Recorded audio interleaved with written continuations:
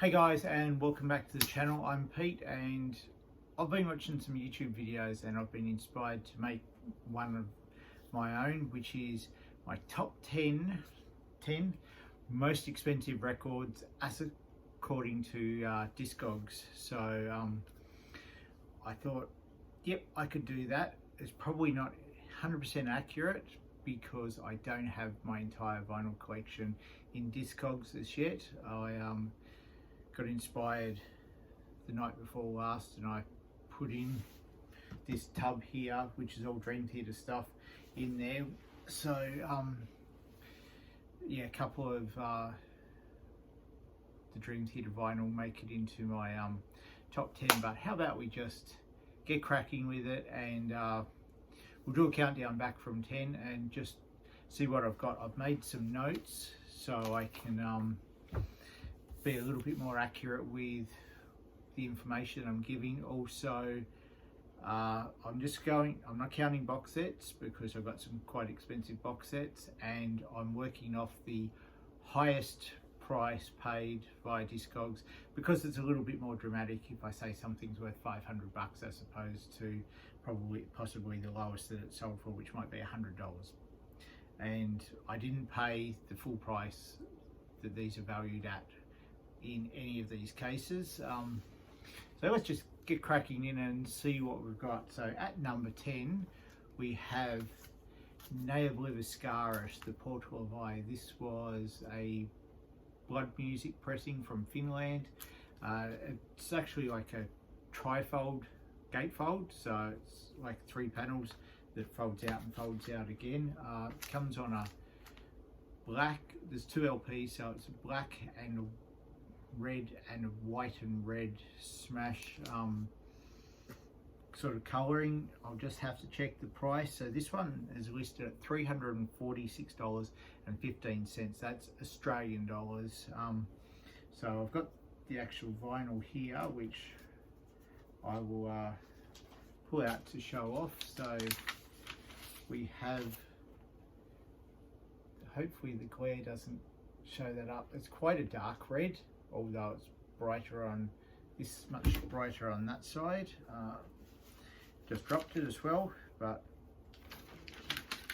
no biggie there. So that's the black and the red, and then we have the red and the white, or the white and the red. So I like how the patterns end up different from side to side as they sort of spread out. So at number 10, that is Ne Obliviscaris. Then from there, at number 9, we have a 2002 release of Hypocrisy. Now this is a little bit different, and I was umming and ahhing if I should count it because it's Catch-22 LP and Into the Abyss. So it's kind of a 2-in-1 deal, gatefold. You can't see it, but the Into the Abyss album covers on the back side there. Both of these are on black vinyl, released by Nuclear Blast back in 2002, and the price on that one comes in at $376.25 Australian, AUD. Alright, moving right along from there, we have Dream Theater, Scenes from a Memory. This is a music on vinyl pressing from 2014. 2 LP or double LP gatefold, black vinyl. This one comes in at a valuation or price of $469.58. So it's starting to get up there in value. Moving right along from that, we have Dodd Heimsgard, and I still don't know exactly how to pronounce this. Kronet Til Konga, Krone Til Kong, something like that. This is a 95 pressing on Malicious Records. It is limited to 666, and I have number 151 of 666, just on black vinyl. Yeah, some early old school black metal. I paid $10 for this from a second-hand store way back in the 90s, so that was quite a score. Now, oh, I didn't say the price. That's priced or valued at $503.13. So that's at number 7. Now number 6, we have Bloodbath, Resurrection Through Carnage. This was the initial first pressing on vinyl, on red vinyl at that, back in 2002 via Century Media Records. I'll show the record off in a minute. It's numbered at number 17 of 500, although Discogs claims that only 446 of these were actually delivered to the record label Century Media. So if that's the case, then it's even a little bit rarer than that, but limited edition 17 of 500, and it comes on a very nice red vinyl that's a bit sort of transparent. I can kind of see the light shining through it, but just solid red front and back, and a very cool album, though the one after is probably my favourite of those guys, which I also have on vinyl, but that's an SE pressing from China. So that was number 6. Now we're into the top 5. So at number 5 we have Bolt Thrower, the Fourth Crusade from 92. Actually, I didn't say the value on the Bloodbath. I just need to jump back. That was $519.34. Now we're on to Bolt Thrower from 92, Earache Records, just on plain black vinyl. This one comes in valued at $523.25. Again, all in Australian dollars.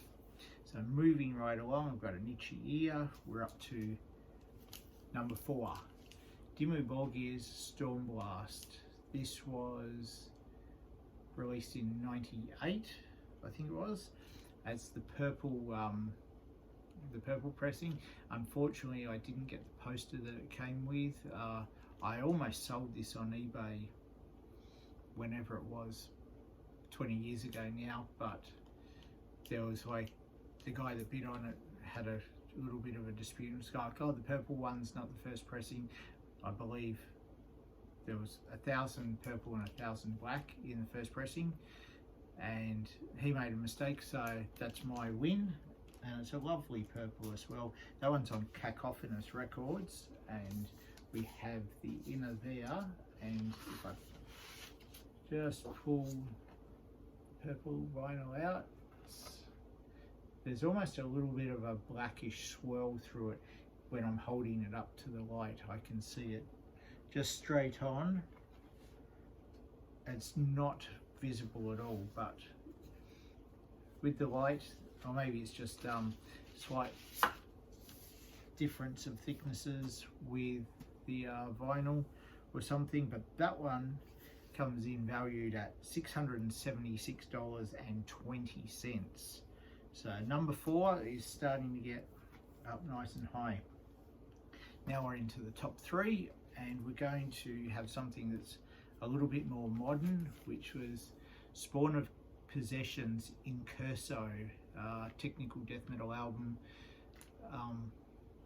This one's the Apparition pressing, which was limited to 150 copies. It came from the Artisan era, where was the company that released this.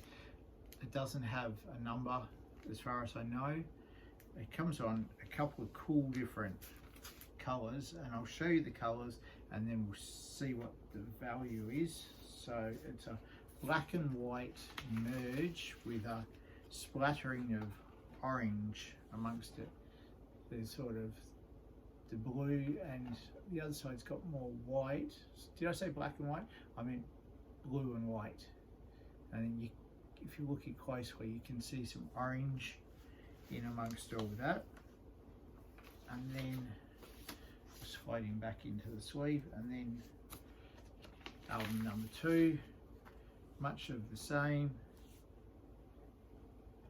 If if I get it a bit closer, we'll be able to see the orange on there, and it's quite dark on the opposite side. That's very cool coloured vinyl. That one, very, very cool album. Awesome album, in fact. Took me a little while to grow on me, but some of the best albums are like that. So that's at number 3, and the value on that one is $804.91. So now we've got our final 2, and at number 2 we have Emperor in the Nightside Eclipse, the 95 Candlelight Records release. This is a gatefold, just on plain black vinyl. Emperor in my top 5 favourite bands, just amazing. Back at the time when this came out, I didn't particularly like it. The production was, especially through the crappy little stereo that I had, was pretty ordinary, but I picked this up a few years later, probably early 2000s, from Modern Invasion Music. He had it and I got it at wholesale price. My dealings with Daniel, I had a pretty good relationship with him at the time, and so I was running a mail order. So yeah, that was number 2 on the list, and this one comes in at a value of $885.50. So number 2, just, I think I said just on black vinyl. Number 2 is Emperor. And now this one, number 1, was a surprise for me because I didn't think it would be, have had that higher value as far as sale goes. And should I hit a drum roll? Number 1, we have Dream Theater's Train of Thought, music on vinyl release from 2014. It's just double black vinyl, so nothing really super fancy or special about it. Great album, probably Dream Theater at their heaviest, I would say, consistently heaviest for the entirety of the album. I've got a few friends that, quite a few friends actually, that as far as Dream Theater goes, this is their favourite, and it's probably, well, it's top 5 favourite of mine. Tomorrow the new album comes out, which will be their 16th studio album, and I've got the limited box set of that on the way to me. So Dream Theater at number 1. They're probably my top 5 favourite bands. The Mangini era doesn't really do it for me that much, but love the earlier stuff, especially Train of Thought, and this one comes in at a whopping value of $1,090.11 according to Discogs. So that's right up there, and this was one that I only put into Discogs 2 nights ago. So again, that was a surprise to me. I thought maybe my Emperor, Anthems to the Welkin at Dusk, would have cracked the top 10, but some Catatonia that I have might have been up there as well. But once I put in the parameter on Discogs of sorting from most expensive downwards, those LPs didn't actually show up. So there we have it, a top 10 most expensive vinyl records in my collection. As normal, if you made it this far, thanks for watching. Feel free to like, comment, subscribe, and I'll be back with some more stuff in the near future. Till then, take it easy, and I am over and out.